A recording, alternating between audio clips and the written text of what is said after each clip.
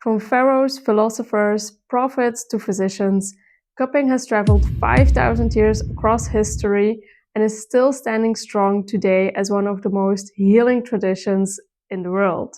If we travel back in time, we find a powerful ancient belief that removing bad blood could help heal sickness.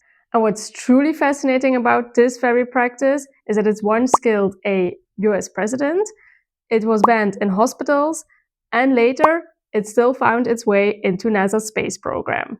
During history, the removal of bad blood has been done in several ways. One way was bloodletting. It's cutting into a vein to drain bad blood. In modern times, the closest comparison would be blood donation, though historically it was used as a cure, and sometimes with deadly consequences. Another method was by the use of leeches. This is something still done today because their saliva contains natural antibiotics and anticoagulants. And of course, wet cupping or hijama became one of the most refined ways to remove stagnant blood. It has been practiced across cultures for centuries. So today, let's uncover the fascinating history of wet cupping, from its ancient history to the time it was forgotten and to its comeback in modern times. The earliest historical evidence of wet cupping takes us all the way back to the ancient Egyptians, more than 3,500 years ago. The famous Ebers Papyrus, one of the oldest Egyptian medical textbooks, dated back to 1550 BC, describes the use of bleeding to remove pathogens.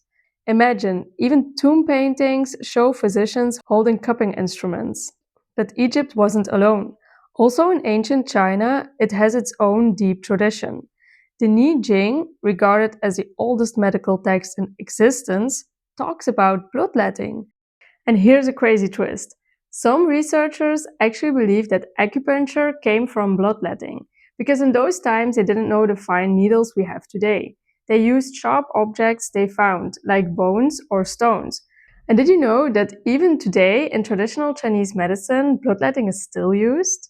Then from Egypt and China, cupping also traveled west, straight into ancient Greece. At around 400 BC, none other than Hippocrates, known as a father of medicine, recommended wet cupping for disease prevention and healing. His famous line was, "When blood is stagnant, disease follows." Later, the great physician Galen became a great advocate for bloodletting too. He even prescribed specific points to treat fevers, headaches, and menstrual problems. And it didn't stop there. In Roman era, wet cupping became part of warrior culture. Gladiators and soldiers would use it to recover from brutal injuries and to fight off fatigue. Imagine, after a bloody battle at the Colosseum, a gladiator's recovery plan wasn't an ice bath, it was wet cupping. In the Middle East, wet cupping was already around before the time of the Prophet Muhammad, peace and blessings be upon him. But in the 7th century, with the rise of Islam, hijama took on a whole new level of importance. The Prophet himself, peace and blessings be upon him, recognized hijama as a way to maintain health and cure illnesses. He even called it as the best of remedies and gave us clear instructions such as which moments are best to do it. Imagine 1400 years ago, we already had guidance for preventative health that are still followed today. What's more is that wet cupping was considered one of the first types of surgeries that was well documented and organized both in the Western and Arab world. During the Islamic Golden Age, legendary Muslim scholars researched and refined the practice. Even hospitals had dedicated rooms only for cupping at that time. They also did herbalism with it. Take Ibn Sina, also known as Avicenna in the West. In 1025, he wrote the Canon of Medicine, a massive 14-volume medical encyclopedia. It became the medical reference book taught in many universities across Europe and the Middle East. And here is the wow part. It was still used in 1650 at the University of Montpellier. And even today, it's still taught at top universities like UCLA and Yale University as a part of their medical history course. That's nearly 1,000 years of influence. And then came Europe. Through Islamic expansion, cupping spread from North Africa into Spain and from the Ottoman Empire into Eastern Europe. Soon it was everywhere. We see it being practiced in England, France, Scotland, Sweden, even in Finland, where bloodletting has been used since at least the 1400s. And get this, they still use wet cupping today as a complementary therapy. But here's a strange thing. During the Middle Ages, it wasn't doctors who did bloodletting mostly.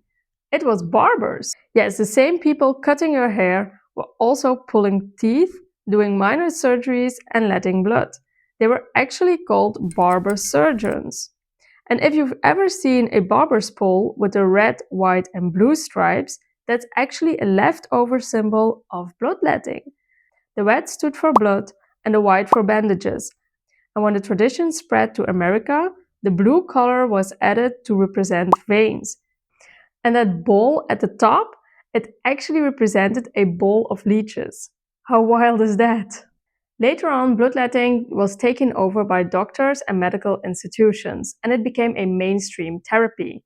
Even in George Orwell's essay, How the Poor Die, describes laying at a hospital in Paris and being surprised that cupping was still used there in the 20th century. So yes, cupping has lasted for longer than most people realize.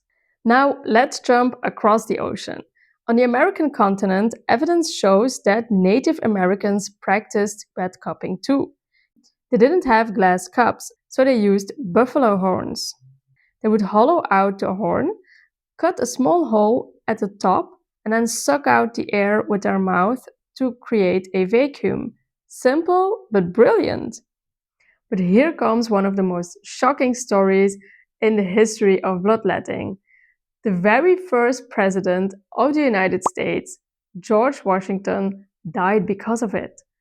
I was shocked when I first learned this, but it's true. In 1799, George Washington died after doctors drained over 2 liters of his blood in a short amount of time. And they did this in an attempt to cure a throat infection. Imagine the father of a nation not taken down by war, but by overdoing bloodletting. Crazy, right? It's an example of how European-style bloodletting could be fatal sometimes. By the 19th and 20th century, the cracks were showing. Malpractice, accidents, and growing criticism caused bloodletting to fall out of favor. And then with the rise of allopathic, Western medicine, many natural remedies, including wet cupping, were suddenly labeled as unscientific, backward, or even banned in hospitals. Pharmaceutical treatments were pushed forward to secure medical dominance. A whole heritage of natural healing was laughed at. Although, here's a twist you probably didn't expect.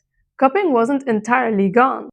In the 20th century, NASA found it so useful that they adapted it for outer space. Yes, Soviet cosmonauts used dry cupping to help with circulation in zero gravity. Meanwhile, in the Middle East, Africa, and Asia, cupping never disappeared.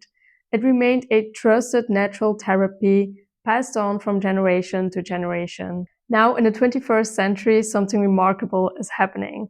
People are waking up to the fact that healing, that real healing, isn't coming from just taking a pill and masking symptoms. They realize that they have to go to the root cause.